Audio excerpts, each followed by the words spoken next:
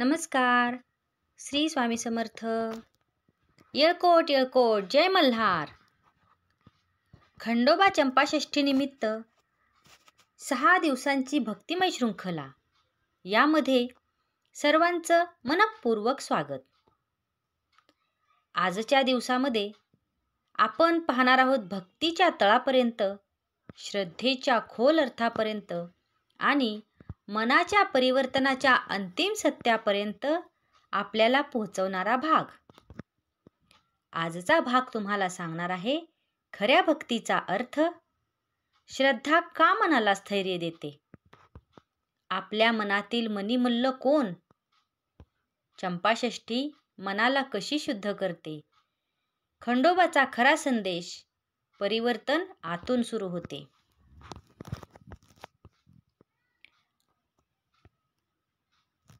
चंपाषष्ठीचे हे पर्व तुम्हाला सदैव प्रकाश, ऊर्जा आणि शुभता देऊ. जय मल्हार. आजच्या भागामध्ये मनीमल्ल वधाची अंतिम महाकथा अशी आहे. खऱ्या चंपाषष्ठीचा हा दिव्य सोहळा आणि खंडेरावाचा रौद्र तेजस्वी अवतार. यामध्ये वारणागडावर वाढत चाललेलं अधर्माचं साम्राज्य. खूप खूप वर्षापूर्वी वारणागडावर दानवभाई बंधू मनी आणि मल्ल यांनी अत्याचाराचं साम्राज्य उभारलं होतं.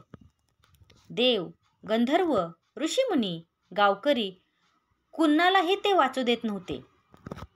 देवांची पूजा थांबली, यज्ञकुंडे विझली, धरणी माता रक्ताने भिजली.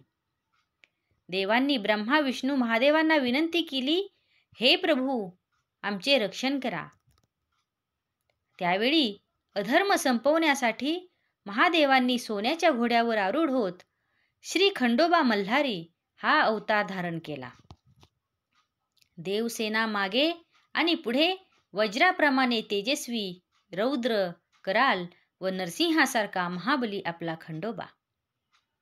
त्यांच्या डोळ्यात ज्वाळा, हातात बाण, धनुष्य, पाठीवर तलवार आणि कटीवरून चमकणारी खड्गधार. मनी आणि मल्लासोबतचे ते युद्ध आषाढी चंपाषष्ठीला संपलं आणि मनीमल्ल वधानंतर आपला देव खंडोबा जेजुरी पुन्हा महाराष्ट्राच्या पठाराचा राजा म्हणून विराजमान झाले. तेव्हापासून हा दिवस खंडोबाच्या भक्तांसाठी अत्यंत पवित्र मानला जातो. त्या दिवशी देवांनी आकाशामध्ये फुलांचा वर्षाव केला आणि एकच जयघोष केला, जय मल्हार, जय खंडेराव. आजची जेजुरी म्हणजे खंडोबाचं सोन्याचं राज्य.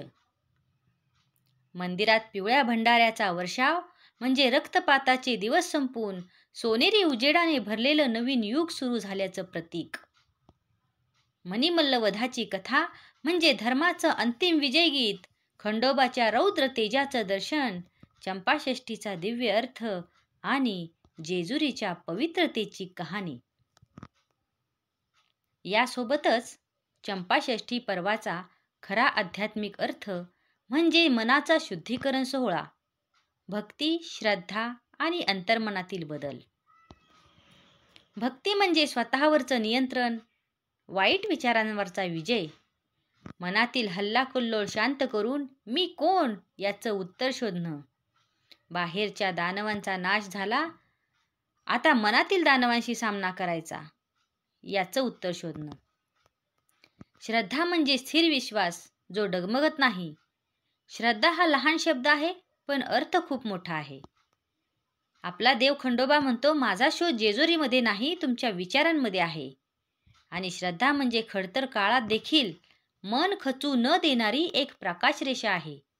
आणि या प्रकाशामुळेच माणूस अंधाऱ्या परिस्थितीमध्ये देखील पुढचा मार्ग शोधू शकतो. आपल्या अंतर्मनातील मनीमल्लाचा नाश.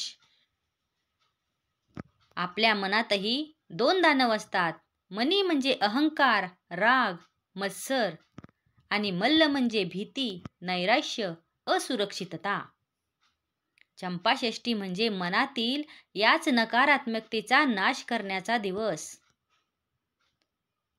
मल्हारी खंडोबा आपल्या आतमध्ये जागा होतो तेव्हा अहंकार ढासळतो, भीती मागे हटते, स्वतःवरचा विश्वास वाढतो आणि मन तेजस्वी होतं. भक्ती बदलते पण देव बदलत नाही. आपण कधी भावनेतून पूजा करतो, कधी दुःखातून, कधी आनंदातून, पण देव एकच संदेश देतो, तो म्हणजे मी सदैव आहे. बदलतो तो फक्त तुझा अनुभव. हा सण शिकवतो की भक्ती नित्य नवीन होऊ शकते, श्रद्धा खोल होत जाते, मन मात्र अधिक अधिक निर्मळ होत जातं. या चंपाषष्ठीचा अंतिम अर्थ आहे प्रकाशाशी पुनर्जन्म. म्हणजेच खंडोबाच्या तलवारीनं जसं मणिमल्लांचा अंधकार संपला, तसंच आपल्या जीवनात देखील प्रत्येक वर्षी एक नवीन तेज जन्म घेतं. चंपाषष्ठी म्हणजे नवीनतेचं, आशेचं आणि जागृतीचं प्रतीक आहे. जे गेलं ते मागे टाक, जे येतंय त्याला प्रकाश दे, तुझ्यातला खंडोबा जागव आणि जीवन बदलताना पहा. हाच आहे चंपाषष्ठीचा अंतिम संदेश, खंडोबाच्या भक्तीचा सर्वोच्च अर्थ.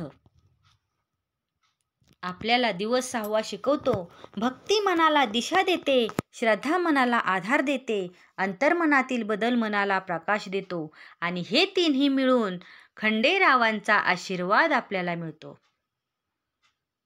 येळकोट येळकोट, जय मल्हार.